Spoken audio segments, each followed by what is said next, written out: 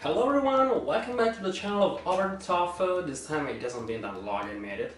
And today we're gonna talk about the anime that I mentioned in my last review, the review of Star Wars Crusaders, Persona 4 The Golden Animation. Now the premise is, I've been waiting for this animation for, I don't know, from when I first saw the trailer, because my reaction was, oh my god, are they really gonna retell the whole story of Persona 4, but this time with the additions made in Persona 4 Golden? That would have been a blast. That would have been the perfect animation that I was seeking for this entire time. Unfortunately, as we're gonna see in this video, I was somehow disappointed by it. But before Hanyu starts throwing knives at me for YouTube, let's talk about it and let's see in detail what is that made this animation somehow disappointing.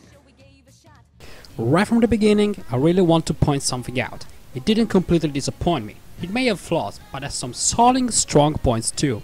When I first saw the trailer, I thought that they were going to tell the story of Persona 4 once more, but this time with additions made in Persona 4 Golden for the PS Vita. My reaction was, hell yeah, because come on, it's Persona 4 Golden. But nope, it turns out that I, along with many others, was wrong, since Persona 4 The Golden Animation only took us about the additions that the porting to PS Vita of the original game brought to us. That includes Marie's and Adachi's social link, along with all the events, the pickup contest at Okina Station, the trip to the beach, the firework festival, the Naba quiz show, what the hell, the concert at Junes, the ski trip, the Hall of Forest, and the new ending.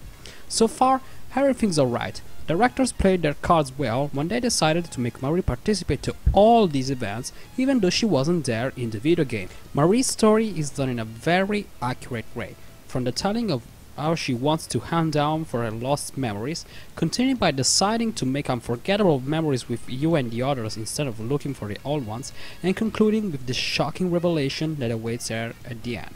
All of this is good, really good.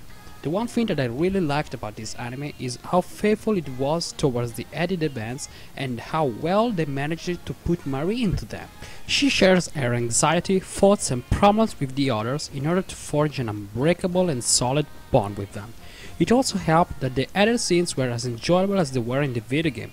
The pickup contest at Okina and the beach trip event were as hilarious as they were in the video game. The concert at Junes really rocked with both Riz and Marie singing on stage, and if you watch the ski trip in the anime and compare it with the one in the video game, it will feel like they just did copy and paste on that, and that was absolutely perfect. The other thing that Golden Animation totally nailed was Toru Adachi. In this animation, not only we get an entire episode narrating you getting in love with the young detective and forging a solid bond with him, but we also get to watch a very fascinating episode narrating Adachi's arrival in Inaba and how that afflicted him. Now tell me this wasn't an awesome and brilliant choice, how dare ya? These two episodes makes you feel closer to Adachi like never before, even closer than the game could ever do. You'll see a desperate and lonely Adachi trying to adapt to his new lifestyle but never managing to do so. If I can be completely honest, the Adachi-centric episodes were my favorite, no doubt about it. Adachi is also one of the best villains I've ever seen.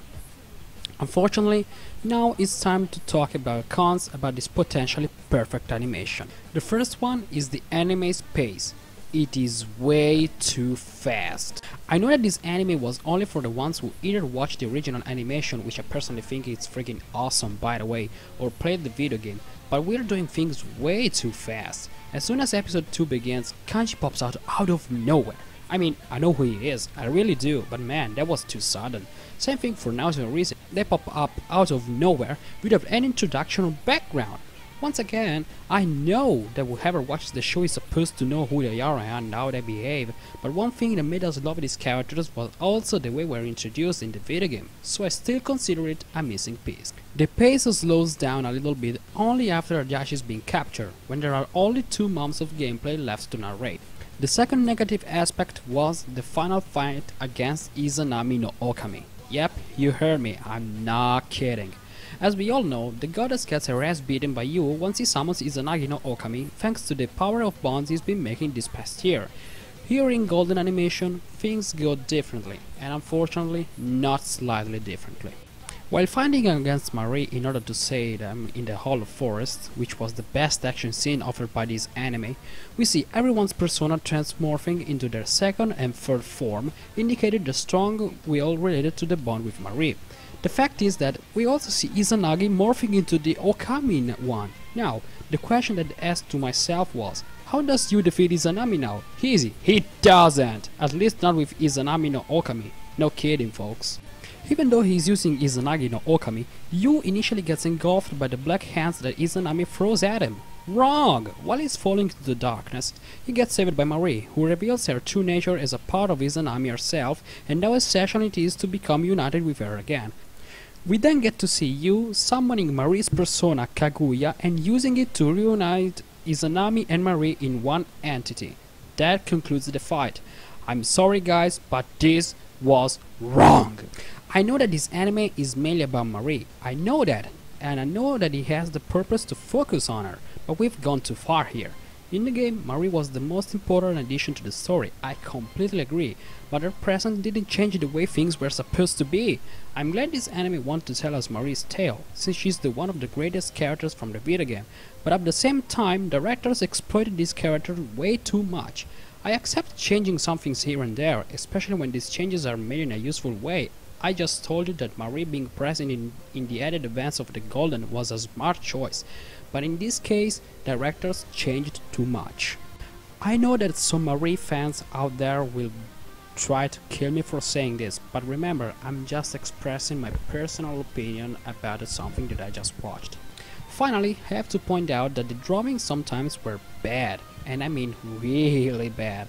For the most part they were okay, but sometimes they were even worse than the bad drawings of the original anime, which had only a couple of episodes drawn badly.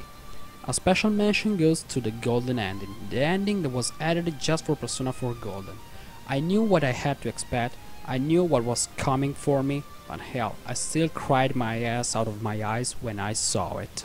If I should ever give a rank to this animation, I would rank it a 6.9 out of 10, because as I said before in the review, the added events were amazing, and they narrated Adachi's and Marisa's storylines in a very perfect way.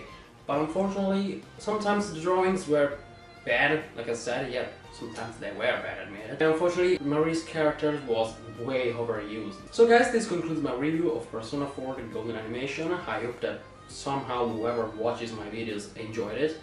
And I'll see you next time, and I sincerely hope in company of Persona 4 Arena Ultimax. これはそのヴィーナスの誕生なんちゃって誕生すんぞこら